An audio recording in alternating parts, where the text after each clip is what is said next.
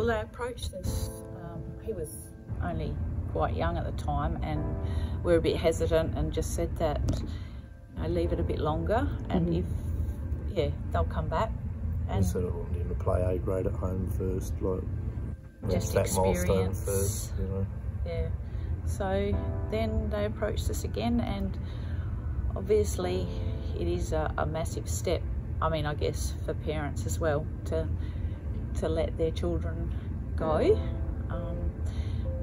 But I mean, yeah, I mean, we knew Westies was a great club, and he wanted to do it. We just said, yeah, you know, you've got to try, because if you don't try, and then you may regret it. So he was, yeah, very happy to come down and play.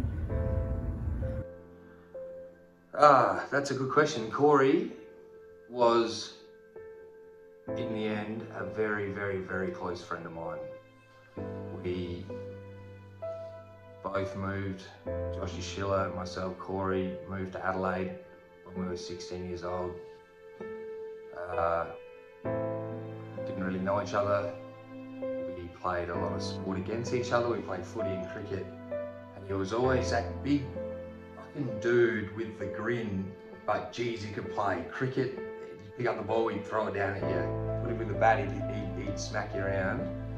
Footy, he was just a presence on the field. He, again, would just run at the pack and clunk it, and he just had this grin on his head. And it was good to be around. It was almost inspirational, because that cheeky bastard was never unhappy. He always had a smile on his face, and it always, I guess it always made me smile, made me happy. He had an awesome personality. He, yeah, just seemed to take people under his wing, and he did have the most beautiful smile, yes. And he was just a loving kid, you know, to hug you. It didn't matter where you were, who was around. He'd just wrap his arms around you if he hadn't seen you. And I think, and that's the funniest thing, is I kept his footy singlet for a long time just to have that smell, you know, because when he just wrapped his arms around you, that was what you smelled like, even, you know, after footy training and that, it was that. And I know it sounds horrible, but yeah, just to smell that smell, it was like just beautiful. You know, he was a caring kid. I remember the day very, very vividly. We played Central Districts out at Elizabeth Oval, and it was actually an earlier game than what we normally played. And Corey, from memory, played a very good game. He played a lot of very good games, so you know, without going back over the records, I would be very confident he would have had a huge impact on that day. And then, like most weeks, you know, you return home and then to receive a phone call in the middle of the night, you know, with the incredibly sad news, it was a blur. And you know, we were down here at the footy club pretty quickly. The whole squad, you know, not just the players from that particular day, but the entire squad, the coaching staff. We had the local reverend was down here as well, senior coaches, and unfortunately for West Adelaide, as has happened on so many occasions, it was, you know, let's throw our arms around each other and work through this as well. Again, without no template, but yeah, we did the best we possibly could in the circumstances. So that was it. Was a blur. We may not have got parts of it right, but you know, one thing we were hell bent on is making sure we supported the boys. He was a driven bloke. He knew what he wanted to do, and he gave it a red hot crack. And a lot of the time he dragged me along. Just come on, let's go. Like, let's try and do something. Let's try and be something. And I think that's why I struggled so hard, because he tried so hard to do the right thing. It made me feel, fuck, I gotta do what this guy's doing. Like, let's do this together. And yeah, and I think that's why it's so hard, because he went missing, and and so did I.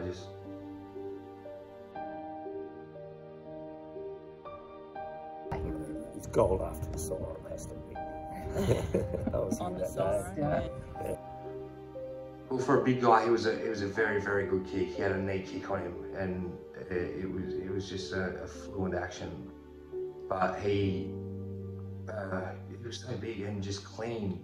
Contested marking, he just float across a pack and clunk it, one grab, and we'd sit there like, fuck, we wish we could do that. He'd do it. I remember this one game against Sturt, there was seconds ago we were down by, I can't remember how many points we were down by, like 3 or 4 points, maybe 5 points. And I've kicked the ball across the ground and Corey's taken an unbelievable contested mark about 45 metres out. And as he's going back to kick the goal, the siren's gone. And we're down, and he needed to kick this goal, and he went back and he fucking slotted it. We got around him. That was unbelievable. Against Sturt, I'll never ever forget that. But yeah, his marking, contested mark, and just his kick at goal too. He was a very, very, very talented footballer.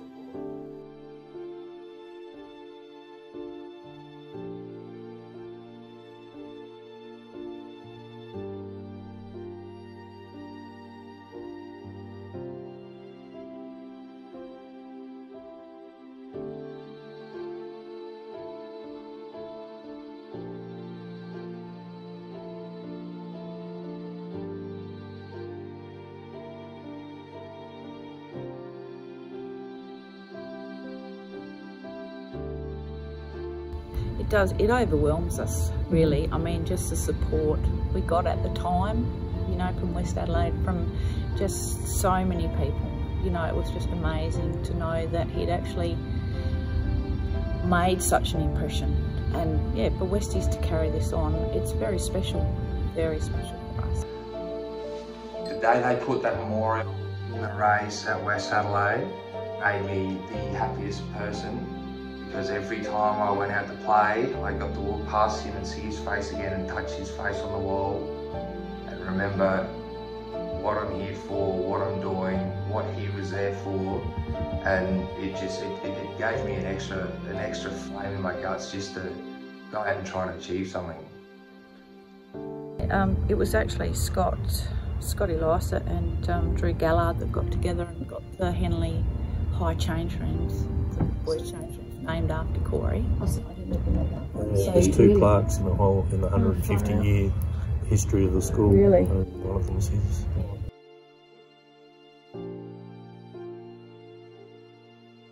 I think I know what Corey would have wanted. You know, he would have wanted us to move on and follow our dreams and be the best that we can be. And at times it is a struggle, very much so. And yeah, you have your bad days and you have good days. And like I said, 10 years, it freaks us out because it's just gone in a heartbeat. It feels like 5 minutes ago. Yeah, and you look back and you go, wow, where has that time gone? But yes, we are very proud of him and still very proud of him. And yes. Yeah. When Corey passed away, it took me a long time to get over it and to accept what had happened. I will say, yeah, I think Corey helped me get to where I got, without a doubt, because there wasn't a day that went past where I didn't think about him, I didn't think about what he'd done for me, or I didn't think about his family. It stuck in my mind, and it was like a driving force. It actually gave me a bit of fucking determination to try and achieve my goals. Do it for him, do it for me. Just, you know, because he should have been there. He was that good. He should have been, and I look at this, he should have been drafted, not me. I was very fortunate to get picked up, but I still think that he was a better footballer than I was, and he should have he should have got he would have got picked up, but due to unseen circumstances, he was taken away from us. He didn't get that chance. I think it's amazing, and I'm just so proud of everyone that's taken anything from his life and changed theirs to make it better, I think. Yeah, and for Scott, I think he's, yeah, just all the kids, you know, whether they play local footy. Sport, it's, you know, widespread on people that have travelled or, you know, just changed their whole life direction. And most of it's been positive. It's, you know. And it's lovely for us to know that it lives on in all these kids.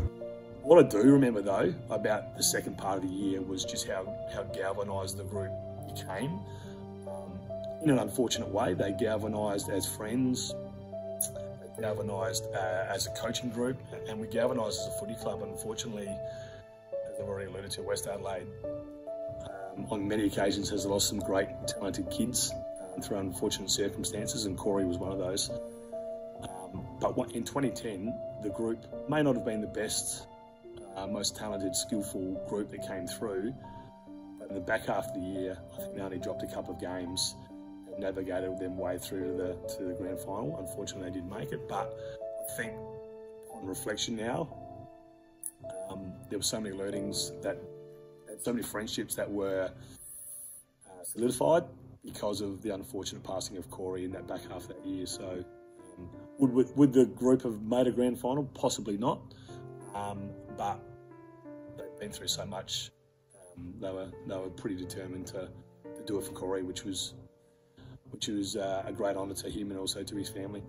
There was a number of boys who, I'm sure, without speaking to them, used the inspiration of Corey and his unfortunate passing to drive them to bigger and better things, and none more so than in 2015 when the club won the league premiership, and in 2014 when the under-18s went, there was a number of boys who had connections with Corey.